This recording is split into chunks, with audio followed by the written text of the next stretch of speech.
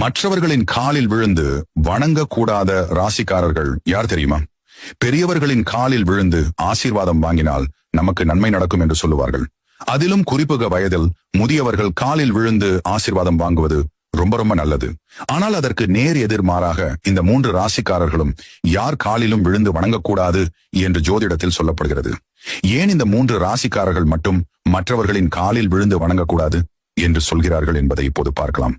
மகரம், கும்பம், துலாம் இந்த 3 ராசிக்காரர்கள் அடுத்தவர்களுடைய காலில் விழுந்து வணங்கக்கூடாது. இவர்கள் யார் கால்களில் விழுந்து வணங்கலாம் என்றால், அம்மா அப்பா வீட்டில் இருப்பவர்கள் காலில் மட்டும்தான் இவர்கள் விழுந்து வணங்க வேண்டும். அதாவது உங்கள் சொந்த பந்தங்கள் என்று இருப்பார்கள் அல்லவா, அவர்களிடம் மட்டும்தான் காலில் விழுந்த ஆசீர்வாதம் பெற வேண்டும். மற்ற வெளி ஆட்கள் யாராக இருந்தாலும் அவர்களின் காலில் விழுந்து வணங்கக்கூடாது. ஏன் இந்த 3 ராசியில் பிறந்தவர்கள் மட்டும் அடுத்தவர்களுடைய காலில் விழக்கூடாது என்றால், இந்த 3 ராசிக்காரர்களும் சனி பகவானின் ஆதிக்கத்தில் உள்ளவர்கள்.